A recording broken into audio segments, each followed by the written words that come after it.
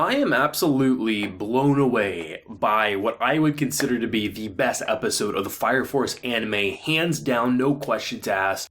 This was insanity to me, and I loved every minute of it. Joker has been a character I've been very intrigued by. I would always consider him one of my favorites because of how mysterious he is, and I figured when we eventually got his backstory, we would like him even more, even if he got under our skin a little bit, because he is that mysterious anti-hero, clearly doing some wrong things, but clearly doing some right things.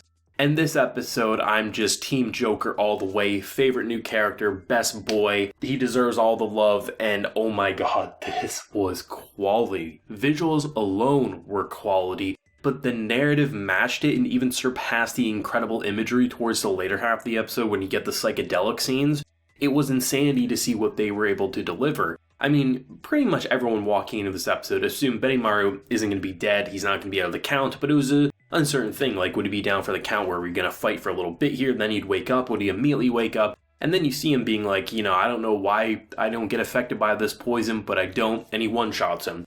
And situations like that could feel underwhelming or lackluster if it was a traditional shonen and things like that, but Fire Force is something that constantly has tricks up its sleeve, so one-shotting the person who appeared at the cliffhanger last week, it didn't feel disappointing in the slightest because you knew we were just getting started with the whole church invasion. And something that I really like about Benimaru and Joker's kind of alliance right now is it's beneficial for both of them because they're both very curious, but you also don't know when it's going to implode. And when Benimaru actually calls him out and says, hey, don't think I won't destroy you because I will, because right now you seem to know a little too much, and up until this point, it was okay tagging along, but we're getting into territory where you could easily stab me in the back, and I gotta know, do I need to put you under? And I was actually surprised by how he started to reveal his past right there, because he's still at this moment, in my point of view, Joker was still doing things for himself, and I thought he had no reason to really tell Benimaru something from his past, because really he was just using him or something like that. But when you start getting the information about the church backstory, that's where things got insane.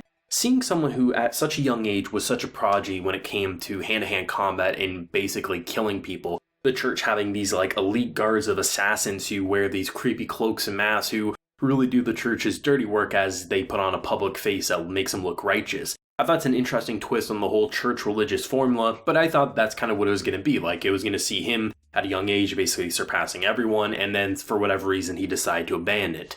And then you see one of the most disgusting characters I've seen all season, where you have not only someone who beats a boy to near death because, oh, he thinks he's a hotshot. It's like, okay, teaching him a lesson to give him discipline, sure, but you went to the extreme cult level where you're saying you have no free will. We are a collective individual. Being an individual doesn't exist, and the more I saw this guy, the more I just wanted to see him hung, honestly. I was like, this is a horrible person, and clearly the whole organization here is pretty horrible, but as it built up, I thought I knew how bad they were going to go with it, and that's something I gotta give major props with the writing here, because I didn't think they were going to go any more extreme than extreme physical abuse. And then they went to a scene where he was getting punished just because he cherished a pocket watch that he was left with as a baby, because if you think of that as something that means something, you're not a collective, you're an individual, and you're worthless. And I'm like, yeah, him getting like hung up and whipped, I see that coming. And then you see how bad he is, really playing up into that, what you read about what happens with a lot of these priests and things like that, and I'm like, is he really going to violate this boy? And he legit says he is, and I was so disgusted with this. And I was like, this is the most disgusting character who deserves the most brutal death possible. And I honestly didn't think they were going to kill this guy in this episode. So, he runs away and things like that, and then of course he finds a family. You knew something bad was going to happen to the family after seeing what this organization was, but I thought they were going to give it a little bit more time before basically destroying his livelihood, because seeing him actually see kindness and compassion for the first time in his life, getting to eat, getting fed, things like that, giving clothes, and really they're not asking anything in return because that's just how good of a family they are. And he just finds them dead and slaughtered like animals, and it's like, this world sucks. And it's understandable when you look at a lot of his dialogue and past actions that made him feel very menacing and hostile, and when you see his past and what led him to think a certain way and how his desire to be just a little bit stronger than anyone, so anyone who gets in his way he can push aside, destroy, even kill need be, so he can find the truth to the world, why it operates in the way it does, and especially why a church is going to this lengths. Everything that's happened with him towards Shinra just makes a whole lot more sense here, and I love that they're able to use this backstory to explain past actions, but then also really flesh out his current character to really make us feel empathy for him. Obviously, he's doing certain things in a more extreme way than maybe he should, but when you see how bad the church is, really extreme, I feel like is the only option. It's clear why Victor as well as Joker are going to the lengths they are, and hell, why Benimaru is going to the extremes. I love that they're not afraid to show such disgusting imagery, and that's why when you're building up throughout this fight, you were probably thinking, even after everything we've seen, this is just how I personally felt, and kind of assuming a lot of people who've never experienced this story have, is that Benimaru would probably have to tag team with Joker to defeat this guy. It did seem like he was getting his ass handed to him. I love the whole idea of the 52 cards and how they played into the name. He was 52, so he decided to take up a deck of cards, and he had 52 cards. After the cards are done, that's when I'm going to end your life. And I actually thought he was going to win in that moment, but then as the episode got going, it felt like actually Benimaru would have to be there because he was taking care of his people pretty easily. Yeah, they weren't getting one-shot like at the beginning of the episode, but clearly he was holding his own pretty well. I thought to myself that's exactly how they were going to go. They were going to take care of it in that situation, tag team, take him out. Even though it wouldn't be an individual, it would still be a team effort. Maybe he actually found his partner in life finally. And I thought that's the direction they're going to go. I thought that was actually a really interesting way to kind of like say, hey, you know, he was taught to be an individual or not be an individual, and now he actually finally has someone in his life that he can be a partner with and actually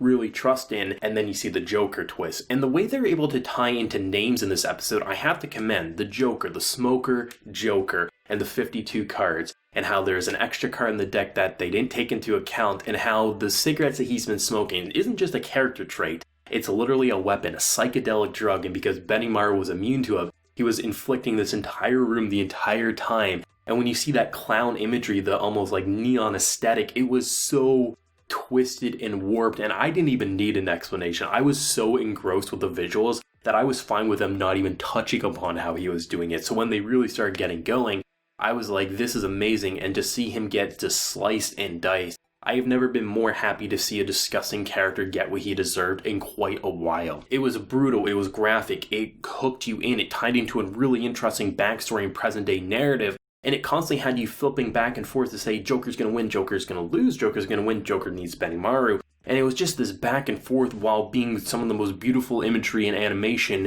this series has seen to date. I'd go as far to say last week I wasn't overly impressed with the visual production. I thought it was fine, but it didn't blow me away. And I can see where the time and attention went because the art style alone was gorgeous at a static level, but when they were doing smoke and just flames, it was just so good. The Benimaru had some really great animation for it, just how he was bending his arms and snapping bones in this episode. It was a disgustingly brutal but captivating and hopeful episode all wrapped up into one, and really just made me feel like I understood Joker so much more, and everything that I saw before, it's just clarity. And if you rewatch now, knowing what we do about his backstory, we're going to look at him from day one at a lot different of a level than when we first got introduced thinking he was the evil character that we're going to fight. Anti-heroes and kind of like those characters who aren't afraid to kill but also clearly have some good intentions are hard to write, to be different and distinct, but clearly Joker is a step above what most authors aim to be, and I'm loving his character. It's Joker and then Benimaru for me for right now for my favorite characters. They're just so interesting. They're badasses, but they honestly have character arcs and motivations that make you want to feel like they deserve to be this strong because they work their ass off to be this strong. So when a poison dart doesn't kill them, you don't think, oh, it's just because they're a main character or something like that. It's like, no, they're really strong because they work their ass off to get there. It's understandable why a grunt of a church force isn't able to take him out in one shot. And it was really nice to just see that constant escalation while also giving us really interesting stories back to back. Best visuals for me, honestly, like maybe not the overall best, but it's probably tied up there with some of the overall best. I just love the psychedelic imagery, just the overall flames, and just the constant facial expressions of Joker was absolutely spot on for me. And just the narrative engrossed me so much that I can't compare it to anything I've seen up until this point. And there's been some great content from the later half of season 1 all the way through everything we've seen of season 2. This was amazing. It has my mind racing for the future, and I don't know where the end of the episode's going to go because the big man in charge comes. I didn't watch the preview. I want to go into this blind, but holy shit, I'm hoping to see some amazing stuff here, but it's Fire Force, of course we are. Let me know your thoughts and opinions down below. Definitely interested for anime onlys a lot because, I mean, did this episode catch you off guard? Do let me know, and of course, manga readers, how was the adaptation? Because I'd be shocked if this was a bad adaptation for the episode. If you enjoyed the video, leave a like to show your support and hit that subscribe button if you happen to be new around here. So until next time, everyone, please take care and have a good one.